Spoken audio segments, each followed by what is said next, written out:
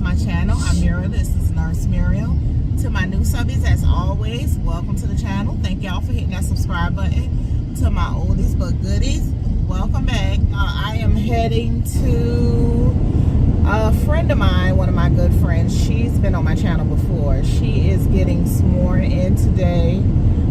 Believe she has been sworn into, she's getting sworn into being the city auditor or the county auditor. I don't know, city or county. I think the whole county. She's held the position for, I think, 4 years already. I think it's been 4 years. Yeah, but so I'm heading to that. It looks like I'm gonna be a little late. I hope they let us in. It's a little over an hour away from where I am usually on the weekends, and I'm not a morning. I used to work mornings, so I don't know why it was so hard. I think the problem was my daughter came and she woke me up this morning after we went out to eat to Texas Roadhouse.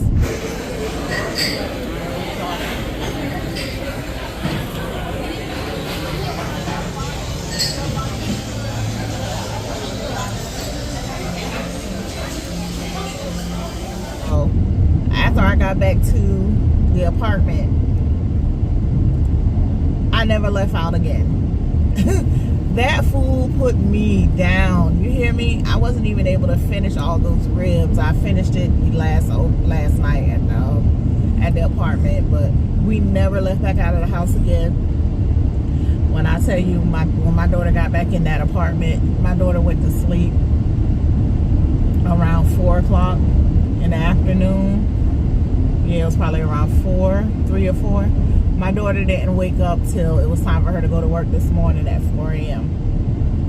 Until it was time for her to get up for work this morning at 4 a.m. I went and checked on her a couple times. I was like, is she, just to make sure she was breathing? But my daughter is 32. And I told her, I said, you can't hang like you used to no more, girl. She did, and she came in my room around 4:45 this morning, waking me up about her charger that she thought she left in my car. And so once I got woken up, and then I actually got up and got out of the bed, and for some reason it just threw me off, and I was I had my alarm set to wake up at 8 o'clock so I could get here on time. I had the alarm set to wake me up at 8 o'clock so we can get here on time, but when my daughter woke me up, it just threw me off. I had a viewer comment on one of my recent videos. Hey, how you doing? And she was wanting to know, she's about to start nursing school, and she asked the question, do nursing school prepare you for bedside? Now, in these videos, I can only give you my opinion because I had an unpopular opinion at one time. It was concerning, y'all know that whole fake nursing scam thing that was going on in Florida with those nurses who hadn't completed nursing school. Some of them took the NCLEX and they passed it, and they've been practicing nurses for however so many years. And I had an unpopular opinion. A lot of people came at my neck, but I was saying, you know, you can study and pass the test. Your real experience is going to come on the floor. Like, in my opinion, nursing school doesn't prepare you. I'm not going to lie.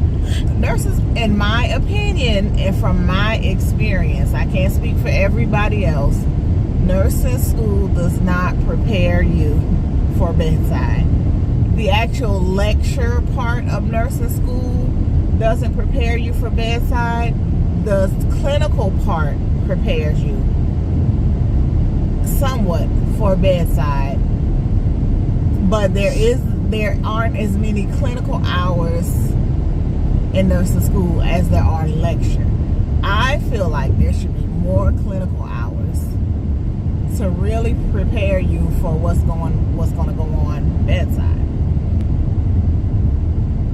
because you actually are working with patients, not just reading about what could potentially be wrong, with a patient and how you would potentially handle it. You're actually hands-on working with patients and clinical rotations. You're seeing, like, in school, it kind of sets things up to be the perfect storm. When you're having, like, it'll say the patient appeared this, and this. How do you take care of it? And then you choose the answers on how to take care of that patient. You choose the textbook answers. But when you actually get in the clinical site, you realize, well, it ain't always the picture perfect storm. Sometimes it's just chaotic. Everybody's body doesn't respond to the medications like they're supposed to. Say it's set up in school, it says a patient has a blood pressure of 185 over 102. Which medication would you administer? And it will have questions like, it'll have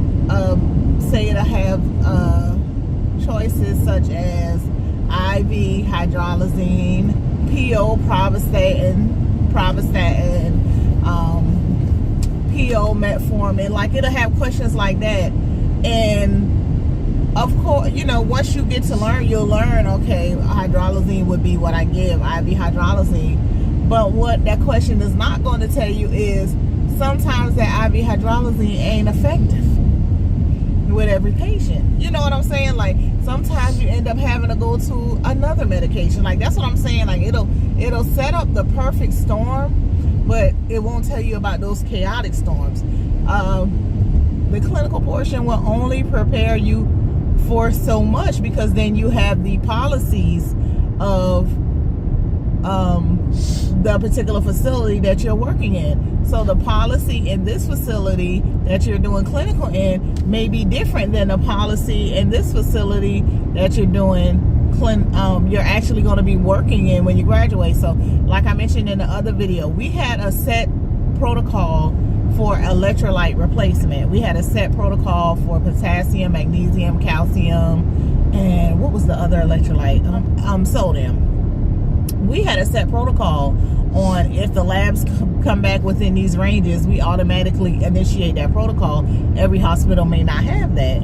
So you may have been at this hospital during clinical, and this is how they handled, you know, electrolytes being off, you know, either higher or lower. But you go to another hospital, they may do it on an individualized basis. So you may have to reach out to the doctor every time an electrolyte is on. You know what I'm saying? So, and let's be honest, when we're in school, we're studying to pass those tests. You know, hopefully we retain everything we need to retain, but are we really retaining it? Because when it comes time to take that NCLEX, we cramming the study. We cramming to try to, you know what I'm saying, get that knowledge to pass, get the knowledge to pass the test. Because if you were retaining that stuff, you wouldn't need to study for the NCLEX. Nursing program staying in existence is reliant on the students passing the NCLEX. If you have a school, and I have seen this happen, this has happened at a university, where the students were constantly failing the NCLEX at a high enough percentage to where they felt, the state felt like, what's the purpose of, you know, basically, especially if you're a school and you're receiving funding from the state or the federal government, and you got a program in existence, and once the students graduate, they're not passing the state board, they're not getting licensure, then what's the purpose of having a program? You know what I'm saying? So schools are more geared towards you passing that NCLEX. While you're a student, you're not allowed to do everything a nurse, a nurse who's already graduated and who's already passed the NCLEX. You're not allowed to do everything they could do. When I was in school for my RN, we did clinicals at the hospital. It was good because if we ended up working at those particular hospitals, it made us familiar with their charting system. Because one hospital that I went to, they use Cerner. Another hospital that I went to, they still use Meditate. And so it was good on that part, because if I ended up working to either one of those hospitals, I was familiar with their charting system. However, even though I was a student RN, I was in school for my RN, and I was actually, I think we were in our last semester. we weren't allowed to give IV push medications. We weren't allowed to manipulate central lines at all. We weren't allowed to touch them, anything, because of the high risk of infection with central lines.